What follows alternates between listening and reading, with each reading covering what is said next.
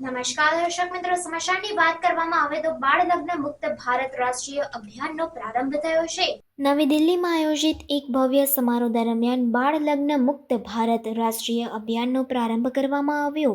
આ પ્રસંગે કેન્દ્રીય મહિલા અને બાળ વિકાસ મંત્રી અન્નપૂર્ણા દેવી સહિત અનેક ગણમાન્ય વ્યક્તિઓ હાજર રહ્યા। આ અભિયાનનો ઉદ્દેશ દેશને બાળ લગ્નની કુરીતિથી મુક્ત કરવો છે, જે એક ગંભીર સામાજિક સમસ્યા છે। આ અભિયાનનો મુખ્ય ઉદ્દેશ્ય બાળ લગ્નની રોકથામ કરવો અને તેના વિરુદ્ધ જાગૃતિ ફેલાવવી છે। બાળ લગ્ન એક એવી પ્રથા છે કે જે માત્ર છોકરીઓના અધિકારોનું હનન કરે છે, પરંતુ તેમના આરોગ્ય અને શિક્ષણ પર પણ નકારાત્મક અસર કરે છે। આ અભિયાન હેઠળ છોકરીઓને શિક્ષણ, કૌશલ્ય વિકાસ અને ઉદ્યોગ સાહસિકતાના અવસરો પ્રદાન કરવામાં આવશે, જેથી તેઓ આત્મનિર્ભર બની શકે અને તેમના જીવનમાં સફળ બની શકે। આ પ્રસંગે કેન્દ્રીય મંત્રી અન્નપૂર્ણા દેવીએ બાળ લગ્ન મુક્ત ભારત પોર્ટલનું પણ અનાવરણ કર્યું।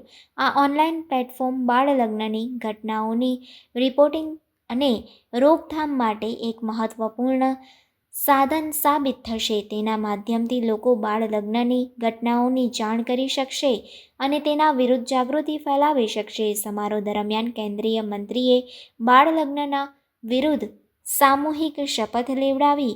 આ શપથના માધ્યમથી લોકોને આ સંકલ્પ લેવડાવવામાં આવ્યો કે તેઓ બાળ લગ્નની કુરીતિને સમાપ્ત કરવામાં તેમનું યોગદાન આપશે। આ અભિયાનનો સંદેશ 25 કરોડ નાગરિકો સુધી પહોંચાડવાનો લક્ષ્ય રાખવામાં આવ્યો છે। બાળ લગ્ન મુક્ત ભારત અભિયાન પ્રધાનમંત્રી નરેન્દ્ર મોદીના વર્ષ 2047 સુધી વિકસિત ભારતની ભવિષ્ય દ્રષ્ટિથી પ્રેરિત છે।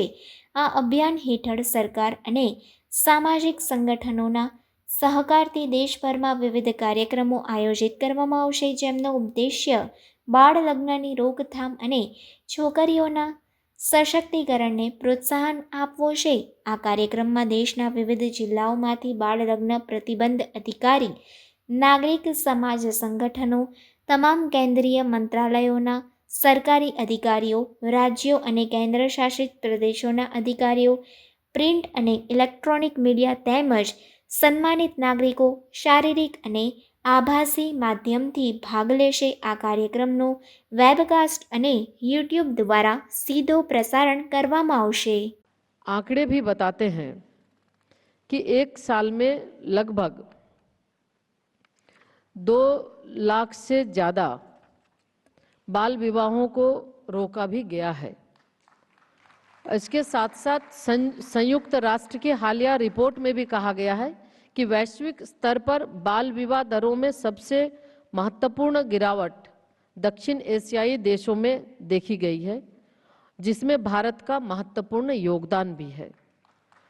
सामाजिक संगठन, सिविल सोसाइटी द्वारा भी बाल विवाह रोकने की दिशा में सराहनीय कार्य किए जा रहे हैं।